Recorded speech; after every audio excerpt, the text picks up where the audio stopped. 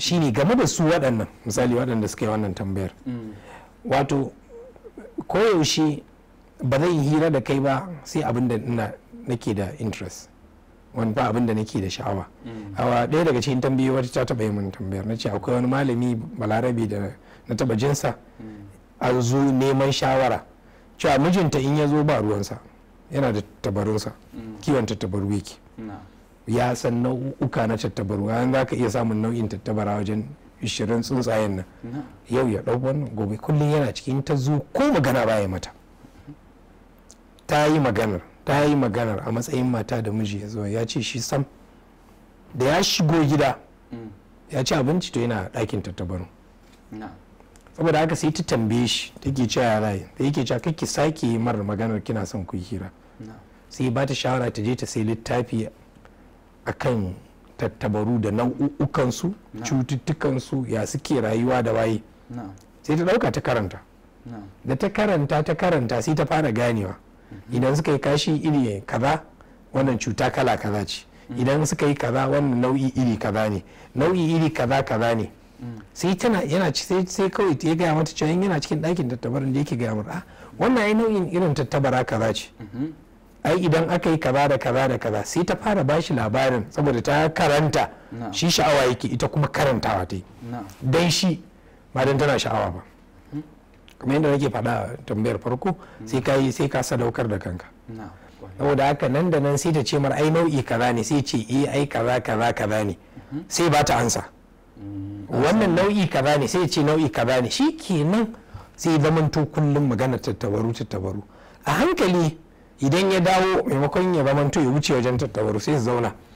tun ana hirar tattabaru sai aka dawo hirar gida ana rabi gida rabi tattabaru rabi gida sai zamanto kuma an saba sai ya saki jiki da ita saboda ihtimam dinsa damuwarsa wani abu ne da ita ba ta damu da shi ba don na ba waɗannan matan shawara su duba mu yi damu da su waɗannan mazajen yawanci da mace da mace da shi namijin kowanne akwai abin damuwa saboda haka ta rinka satar ji idan abokansa sun zo hirar me yake ko da bal yake misali kagale wani lokaci ya ce abin nan akwai wanda za ga ya iya hirar bal ita kuma ta tsani bal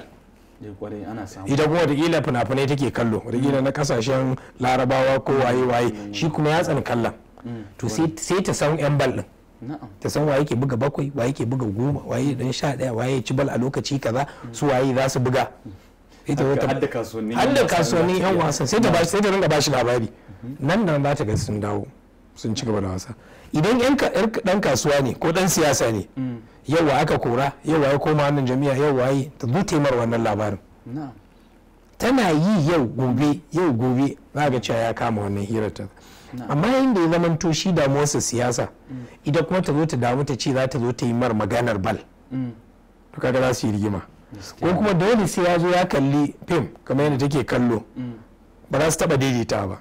kuma zai ji ya tunzura cewa ba ya son hira da ita to idan ba ta yi aka sauri aka datse wannan abun ba ya ci gaba ya shekara 1 shekara 2 to sai ya rufe ta shikenan sai ya mai masa al'ada kwata-kwata zai ji baya su to abu na a wani lokaci kuma yakan faru ne ba duk saboda wancan ba saboda farkon aure a wani lokaci akan samu dan matsala a farkon aure ya zo yana son a yi maganar ita kuma ba ta da lokaci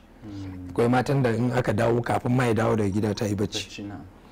idan ya dawo zai mata hira watakila saboda an dan samu sabani a yanayin auren tun a farko sai ta ki a haka to shi sai kumu idan ya kumu sai ya rufita to idan ya ko ta dawo tana so ba zai ba tun daga shi tana cewa idan ya fita waje yana hira kaga ma murna ba da biya sa bace kuma wannan hirar in ta bincika wani lokaci har da yan uwansa mata ba ma mazan ba bisa ki jiki yayi amma da ita ba zai ba saboda ya kume manufa kawai ya sallama ta to wannan shi kuma tana buƙatar ribas ne kamar yadda nake faɗa ribas ɗin yana da muhimmanci yana da wahala saboda sai mutum ya yi ƙoƙarin jinyar miki da ya riga ya jawa kansa sannan zai warware a hankali jefa yau ka haƙura da banza, za a yi wa mutum banza, gobe ma mutum ya kara, sai ga tun ba amsa daya sai a fara amsa biyu, sai a fara amsa uku.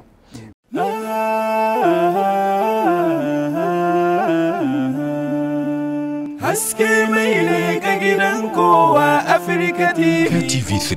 tafarkin rayuwa.